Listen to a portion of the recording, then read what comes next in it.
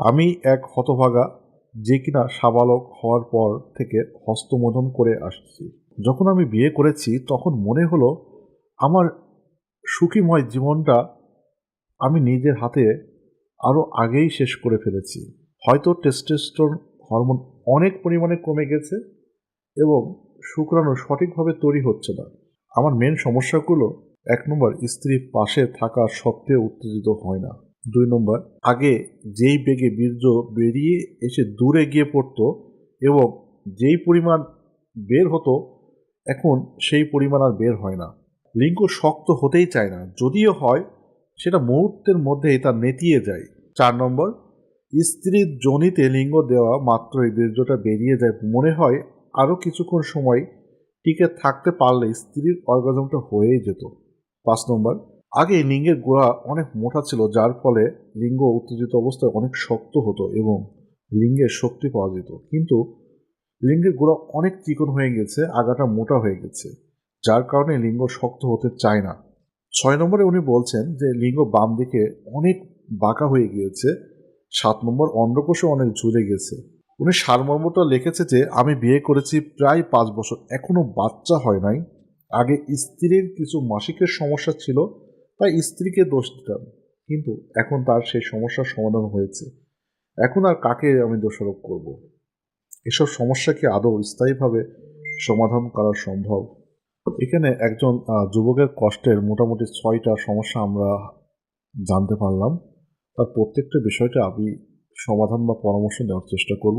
বাকিটা আল্লাহ তাআলা যতটুকু তার কপালে রেখেছে ততটুকুই হবে। স্ত্রী পাশে থাকা সত্ত্বেও উত্তেজিত হয় না, এখানে অনেকগুলো কারণ থাকে। পূর্বে অতিরিক্ত পরিমাণে হস্তমোদন করে, যেটা সে উল্লেখ করেছে। খাদ্য অভ্যাসটা ঠিক থাকে না, লাইফস্টাইল ঠিক থাকে না, রাত জেগে থাকা, মানে আজে বাজে খাদ্য খাওয়া, ধূমপান করা, বন্ধুদের সাথে আড্ডা মারা ইত্যাদি ইত্যাদি, যার কারণে আসলে তার লাইফস্টাইলের কারণে বডির বিভিন্ন ধরনের সমস্যা দেখা যায়। তার মধ্যে উল্লেখযোগ্য হচ্ছে সেক্স হরমোন টেস্টোস্টেরন কমে যায়। এবং এর থেকেও বড় সমস্যাটা হচ্ছে কোনো যুবক যদি বিয়ের আগে অতিরিক্ত পরিমাণে পর্নোগ্রাফিতে আসক্তি থাকে, জিনিসটা তার কাছে স্ত্রী থাকা সত্ত্বেও এমনটা হবে, কারণ সে অনেক ধরনের পর্নোগ্রাফিতে নারী দেখে একজন স্ত্রীকে তারা ভালো লাগছে না, মনের অজান্তে চিন্তাটা ওই সেই পর্নোগ্রাফির মধ্যেই চলে যাচ্ছে। এই ধরনের কেস আমরা কিন্তু মাঝে মধ্যে পেয়ে থাকি। বীর্যটা আগে বেরিয়ে গিয়ে অনেক দূরে পড়তো, যেটা অনেকের প্রসাবের ক্ষেত্রে এমন হয়। যাদের প্রোস্টেট গ্ল্যান্ডটা হস্তমোদন করতে করতে বড় হয়ে যায়, তাদের জায়গাটা আসলে রিল্যাক্স হয়ে যায়, যে কন্ট্রাকশনটা হবে, যে স্পিডটা থাকবে সেই স্পিডটা থাকে না। সেই জন্য অতিরিক্ত হস্তমোদন একটা কারণ হতে পারে। আর লিঙ্গ শক্ত হতে চায় না, এটা মূলত আসলে হচ্ছে ব্লাড সার্কুলেশনটা হচ্ছে না। তার যদি একেবারে যদি এক্সারসাইজ না থাকে, সে যদি ঘরে বসে থাকে, তার যদি হরমোনটা আসলেই কমে যায় ইত্যাদি, এই সমস্ত কারণে আসলে লিঙ্গটা শক্ত হচ্ছে না।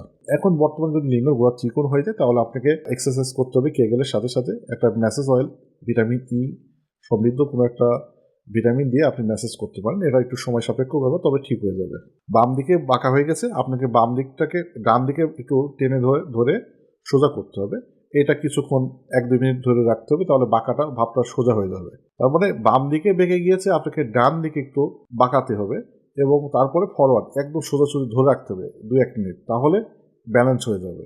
অন্ডকোষ অনেক ঝুলে গেছে, এখানে টাইট আন্ডারওয়্যার জাগিয়ে পড়তে হবে এবং আপনাকে গোসলের সময় ঠান্ডা পানি ইউজ করতে হবে এবং রুমের টেম্পারেচারটা অবশ্যই ঠান্ডা হইতে হবে, তাহলে আপনার অন্ডকোষটা ফিরে আসবে এবং টেস্টোস্টেরন হরমোনের মাত্রাও কমে গেলে রিপ্লেসমেন্ট থেরাপি গ্রহণ করতে হবে। বাচ্চা কাচ্চার বিষয়টা সর্বশেষ উল্লেখ করছেন, সেটার জন্য আমি আপনাকে পরামর্শ দেবো যে এইটা আসলে দুইজনেরই সমস্যা হয়। স্ত্রীর পরীক্ষা নিরীক্ষা করে দেখতে হবে এবং মাসিকটা অবশ্যই নিয়মিত করতে হবে।